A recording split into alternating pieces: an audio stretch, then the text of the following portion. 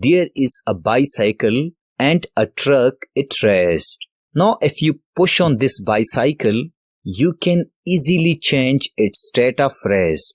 I mean, you can move this bicycle easily. While if you push on this heavy truck, you cannot easily change its state of rest. Or in terms of physics, you can say that this truck feels hesitation or doesn't want to change its state of rest, while this bicycle loves to change its state of rest. Here, let me ask you a question.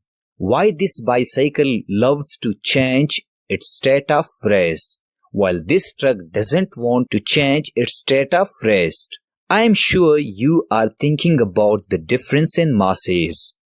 If it is so, then you are 100% right. Let me explain it in the strange world of physics. Teachers in the college or in the school will teach you that inertia is the tendency of an object to maintain its state of rest or uniform motion. But I personally hate this definition.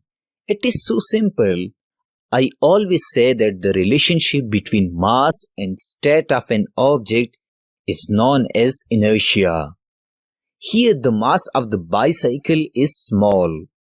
That is why it easily changes its state of rest. While here the mass of truck is large. That is why it doesn't want it all to change its state of rest.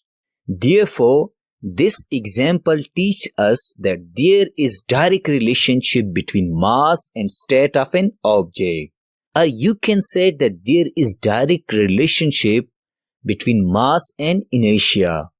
The mass of the bicycle is small.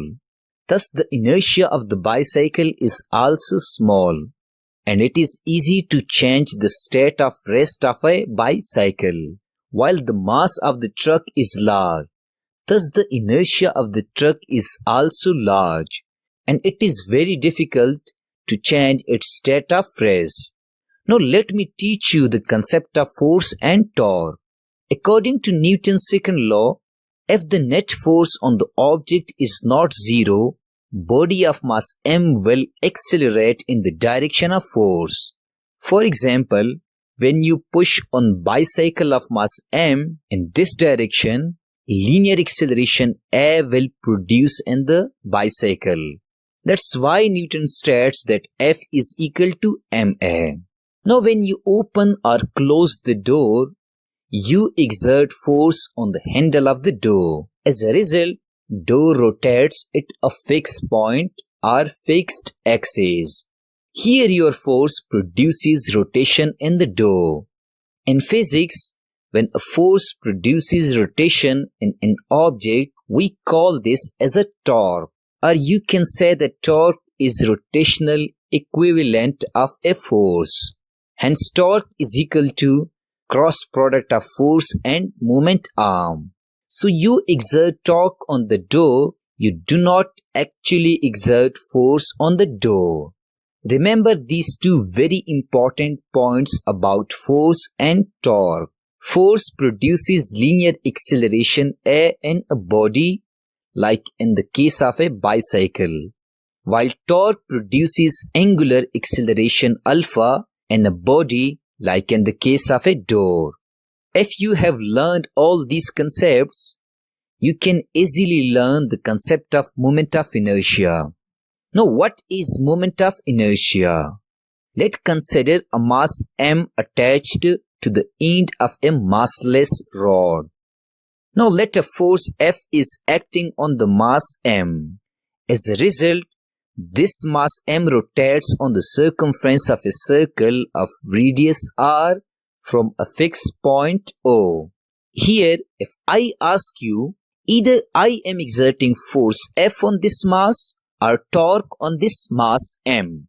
I hope you know the answer.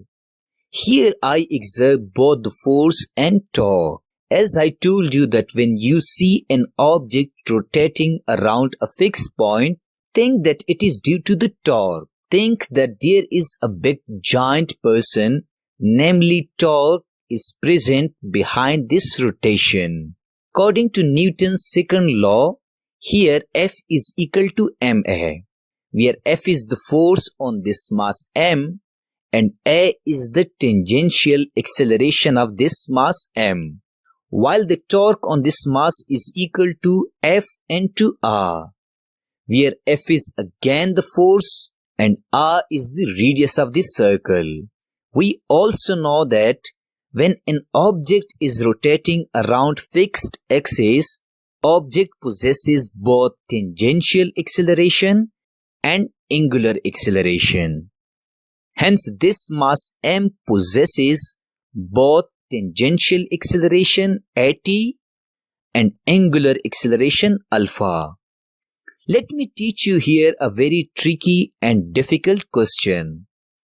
If someone asks you that why this mass m possesses both tangential acceleration and angular acceleration, you can answer this by saying that this mass m is rotating around a fixed point O. So there is torque behind the rotation of this mass m. We know that torque always produces angular acceleration alpha. As long as this object m is rotating, the mass m possesses angular acceleration. Now cut the rod. The mass will move with tangential acceleration at in a straight line. Therefore, the relationship between tangential acceleration at and angular acceleration alpha is at is equal to alpha into r. Hence, Newton's second law, F is equal to ma, can be written as F is equal to m into alpha r. As turning effect is produced by the torque, hence it would be better to write the equation of rotation for this mass m in terms of torque. So we will multiply both sides of this equation by r, and we will get r into F is equal to m into r into alpha into r. Hence torque is equal to mr square into alpha. Here we know that alpha is the angular acceleration. Then what about the mr square? In physics, mr square is known as a moment of inertia. Moment of inertia is denoted by I, and it is equal to mr square. Therefore, wherever you see mr square, say to yourself it is moment of inertia of an object rotating on a circular track of any circle. Or you just remember that moment of inertia is Mr. Square. Now let me teach you some other concepts of moment of inertia. We have learned that if the mass m of an object is large, its inertia will be large. Hence, it will be difficult to produce linear acceleration in an object of mass m. Or one can say that linear acceleration depends upon the mass of an object. Now, what about the mass present on a circular path and we want to produce angular acceleration alpha in this mass? The angular acceleration or rotation in this object doesn't depend only upon its mass. Angular acceleration alpha and rotation of this object depends on radius of the circle. Or you can say that angular acceleration alpha depends upon the moment of inertia of this mass. I mean, I is equal to mr square. If this mass m is nearer to the axis of rotation, radius of the circle will be small. As a result, moment of inertia will be small. Hence, it will be very easy to produce angular acceleration alpha in this mass. Now, if the mass m is farther away from the center or axis of rotation, radius of the circle will be large. As a result, moment of inertia will be large, and it will be very difficult to produce rotation or angular acceleration in this mass m. So from this example, we learn that if the mass is away from the axis of rotation or center, radius will be large. As a result, moment of inertia will be large. and it will be very difficult to produce rotation or angular acceleration in this mass m. Also remember that we can easily reduce the moment of inertia of an object by placing the object near the axis of rotation. Now it is time to teach you the moment of inertia of different objects with tricky examples. Let's consider a thin hoop, a ring, and a disk.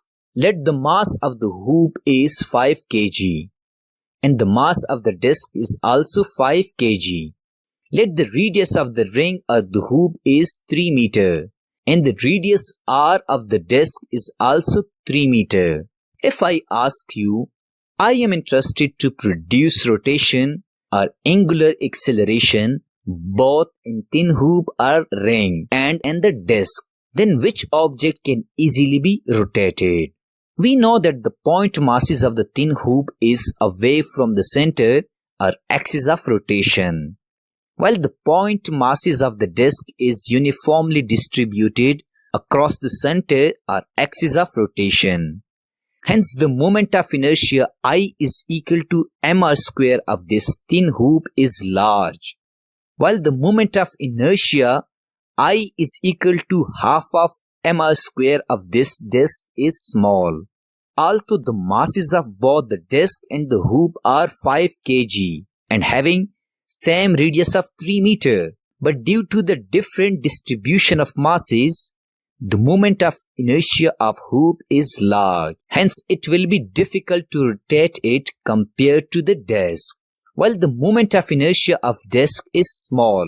Hence, it will be very easy to rotate the disk compared to thin hoop. Now, let me give you an example of rods having uniform masses.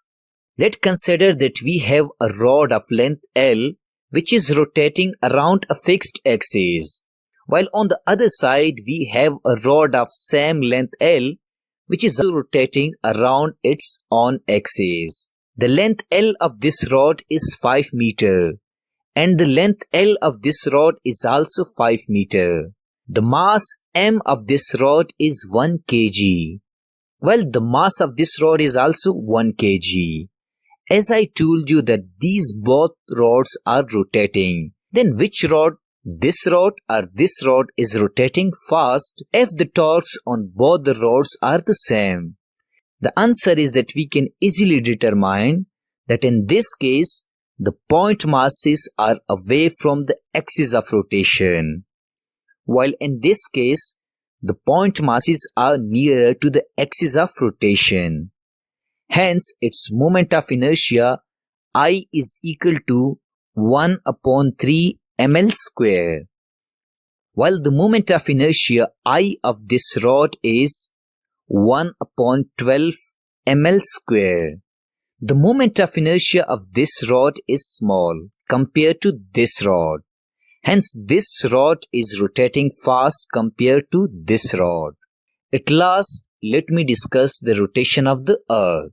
We all know that the Earth spins around its own axis, while the Earth also rotates around the Sun in nearly circular track.